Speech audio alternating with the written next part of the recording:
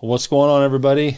My name is Derek, and welcome to my channel. So, first and foremost, I have to thank every one of you if I could individually, but that's impossible because almost 20,000 of you, as the day I'm recording this, almost 20,000 of you viewed my last video where I talked about and updated you on the move, where I went to Maine and helped my mother and grandmother move to Mississippi. As context to anyone that's watching this video for the first time or discovering my channel for the first time, check out my previous video. I talk in depth about the process behind not only moving, my mother and grandmother to Maine or to Mississippi from Maine, but the other factor in there is that my grandmother is 98 years old and cannot walk or stand and is in hospice care.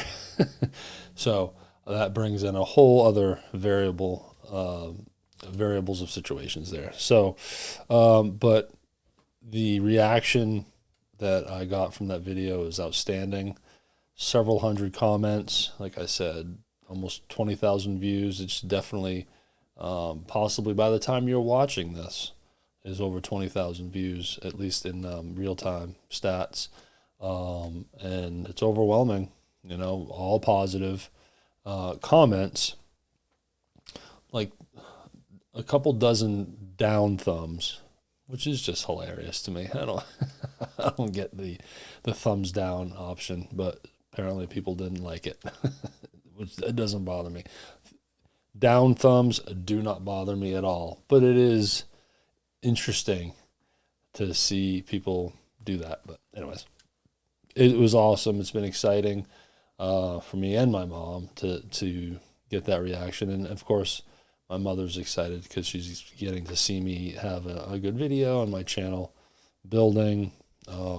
By now, you've probably watched her video, her updating y'all on what it's been like for her and her experiences and whatever she wanted to talk about. So thank you all. Thank you.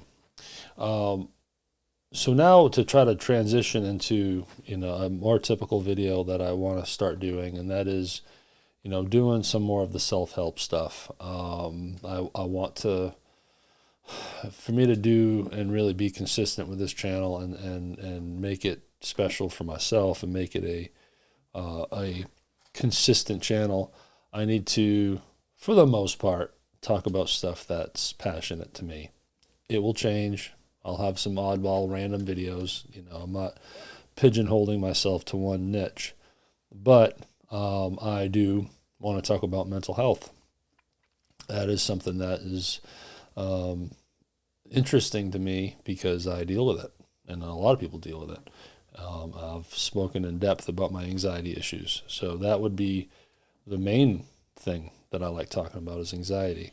Then you got depression. I can relate to that. I can relate to alcoholism and recovery, being bipolar. A lot of stuff that I can relate to through my experiences that I'd like to talk about as a way to help anyone that may need it, and helps me. And it gives me an opportunity to share more of my life with y'all. So, because I know, a big part of this audience also just likes stories or likes learning about somebody's life. And then people like vlogging style stuff. And then people have commented about just appreciating just the self-help stuff and learning tips and stuff. So I thought that would be a good way to transition by moving into a topic, but still relating to the recent experience I just had with the move from Maine to Mississippi with my mother and grandmother. So I want to talk about stress and anxiety and the difference between the two. And I always thought they were the same. They're very close. They're siblings. They're brothers, sisters, brother, sister, whatever, cousins, if you will. But I have learned that the distinction, and the distinction that I learned is stress is a reaction to a problem or to an event, to an occurrence. But then quickly after, the anxiety comes in as a reaction to the stress. So here's an example of what the move was like for me. So I had, for the most part, um, had to do a lot of the heavy lifting, if you will, in moving my grandmother around. Like I said earlier, she can't walk, she can't stand.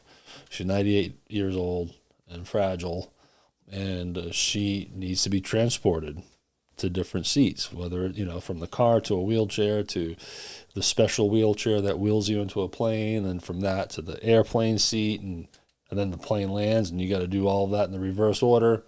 So there's a lot of lifting and a lot of extra attention that causes. Plus, you're always kind of, it feels like you're racing time, or you want to rush because you're the first one on the plane, and you don't want to hold up people, and then you have to wait until the end. When you land, you have to wait to be the last ones out, and now you're holding the crew. So all of that is stressful. When I have to move my grandmother from the specialized chair, we leave the plane and we move her to the standard wheelchair. That's all stressful. And then wheeling her out of the gate and into the lobby, and then flying is stressful to begin with. We got a layover. Where's our gate? Are we on time? All that's stressful. And then you get to your gate. My grandmother's settled. She's in her chair. She's comfortable. And I finally have a moment to sit down and chill. That's when the anxiety rolls in. That is when I'm not being stressed at the moment. I'm sitting down eating a candy bar. That's not stressful.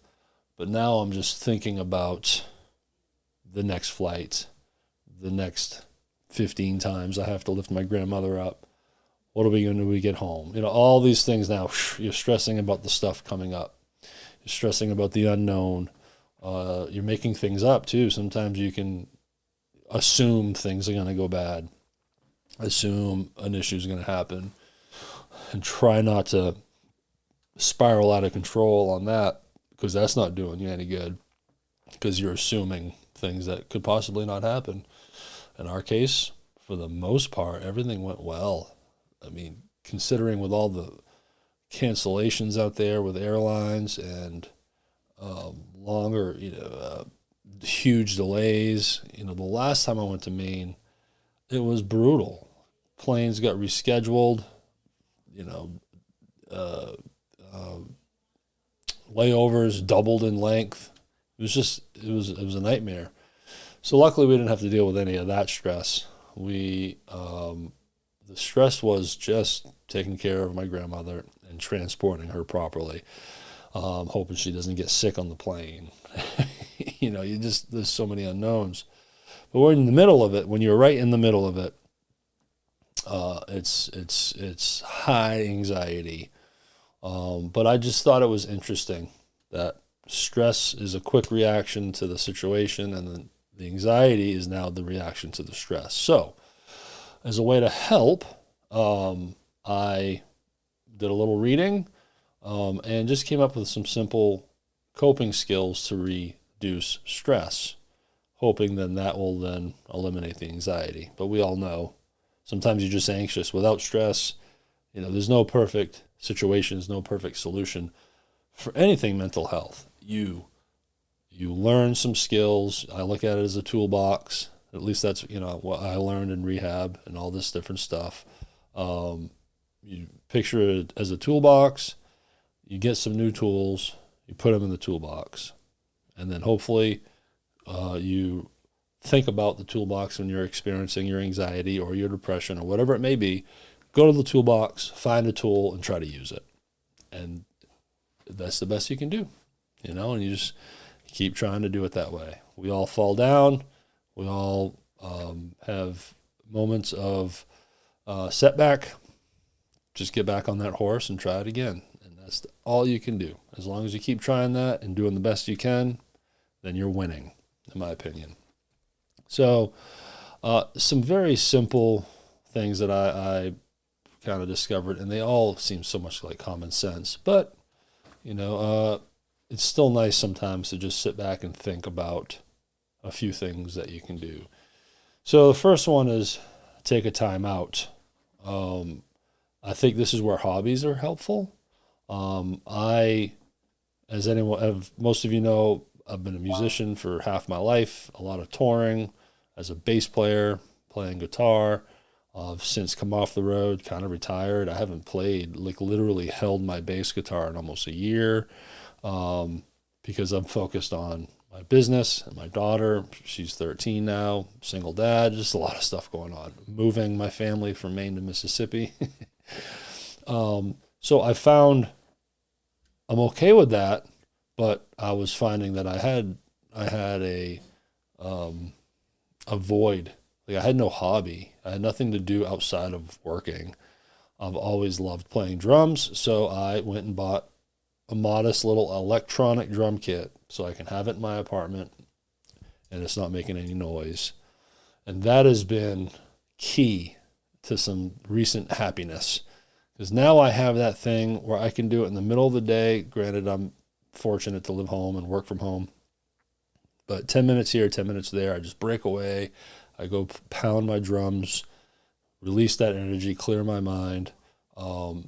And then 10, 15 minutes later, I'm like, okay, I'm good. And then I move back to work and it helps. So that's my timeout. A timeout for you might be reading. It might be sitting on your patio and reading a magazine for 15 minutes. But whatever that may be, remind yourself that it's okay to take a timeout and do it when you're feeling stressed. This one's a tough one for me, and that's limit caffeine. I love my coffee, drink it every day. It's the first thing I do. I walk from my bed when I wake up straight to the kitchen and I set up my coffee. What I did that's helpful for me to not go overboard with it is I bought a cheap little like Walmart brand Keurig coffee maker. So it makes one Keurig cup, and it makes one cup. And you got to pour the water in with each time. So there's a few things that you have to do that's annoying, but then it makes a great cup of coffee. And then I find myself not wanting to do it a second time. I'm good with one cup of coffee, where before when I had a traditional coffee pot and would make a pot that would contain enough coffee for like 3 cups, typically I would drink all 3 cups. So I'm not saying you have to quit caffeine or drink a quick coffee, but know that if you limit your caffeine, that can help too. Exercise, I think that's pretty obvious. I try to go for walks when I can. It does help. What I find my walking allows me to do is just kind of let my mind think and ruminate about whatever it is I need to do that day, things that might be bothering, positive stuff too. Sometimes you just got to let your brain exercise itself and just get the thoughts going. So when I'm going for a walk at a park, your only task is one foot in front of the other. So now it just gives you, or at least for me, it gives me the space to think through things. And what happens is when I get home from my morning walk, I have some ideas and I've kind of planned my day better and put things into just have more clarity is what I'm trying to say on what my day is, which then relieves some stress because now I have a game plan. Next one is journaling. This is something that is brand new to me. I have a journal right here that a friend, I've heard it so many times, and then finally I had a friend really convince me that the journaling, it was, we call them diaries, right? And that's what it is. You're talking about your life and some feelings that you're having, but I was also pushed towards it for business. So that way, if I have a vision or an idea of a project, again, it goes back to when you're walking and you have to think through things and you exercise the stuff out. Well, journaling's the same way.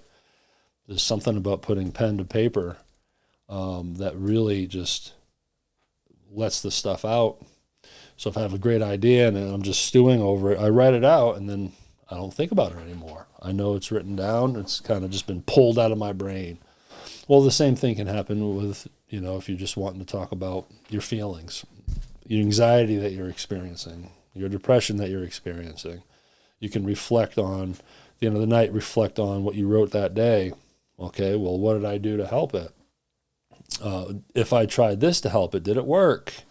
There's some benefit to journaling, but it's also in the moment very relaxing. That's what's made me keep going back to it. How I do it every day. I'm kind of addicted to it now.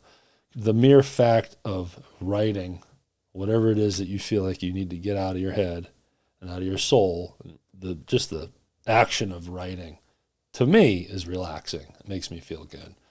And then the last one I want to talk about is something that I can struggle with, and that is just understanding that you cannot control everything. There's some things that are just straight up out of your control.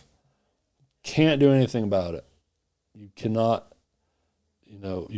decide what other people are going to think of you, what they're going to say about you.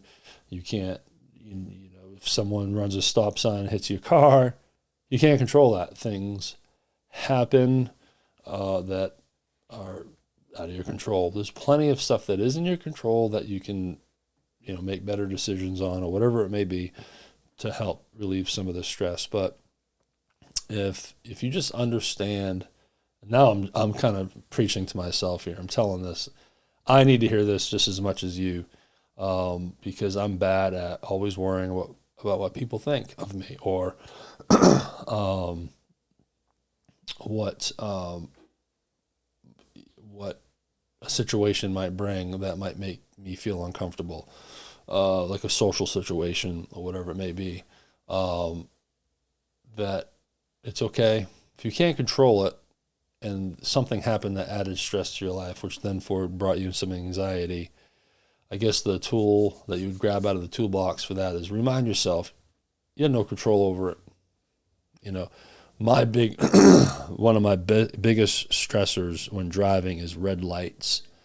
And if I'm stressed out over a bunch of other stuff and I'm not using the tools that I need to be using for coping, sometimes I can sit at a red light that's the normal length. It's not like an absurdly long red light, natural, normal red light, but I take it personally. I feel like that red light is out to get me, and it's adding more stress to my life because I'm in a rush and I got to get to point B for these 18 reasons, because it's so important that I get to wherever I need to go 1 minute earlier, and this red light is in my way, and it's just in it. I can get crazy over a red light, and you know what? I can't control the damn red light. It's gonna go green when the timing of it is set and triggers a green light. I cannot control it.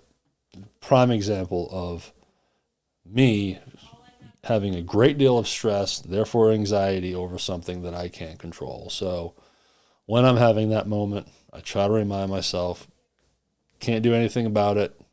Sit back and just try to breathe. And if I'm listening to super aggressive music, which I tend to do, I'll turn it off, silence, and eliminate as much stimulation as possible, which might be a sixth tool for you. But so that's kind of what I wanted to talk about today. Anxiety is a big problem with me, and I thought this would be a neat exercise to talk about on how you can be almost like proactive. Let's try to figure out a way to limit stress, because stress always brings anxiety behind it. So if we can chill on the stress, maybe we can bring down some of the anxiety too. So I hope that was helpful. Again, thank you for all your love and support that you've given me and my family after this move. It was not easy.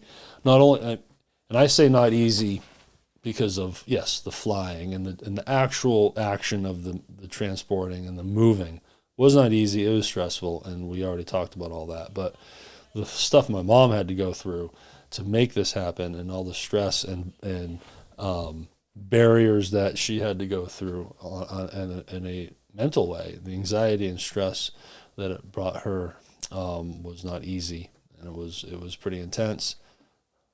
But she got through it. We got through it. They're here now. There's still a lot of stuff ahead to figure out and get settled in, but they are now Mississippians. So, all right, y'all. Again, thank you for watching, following, subscribing, and I look forward to putting up more content for you. Take care. Bye.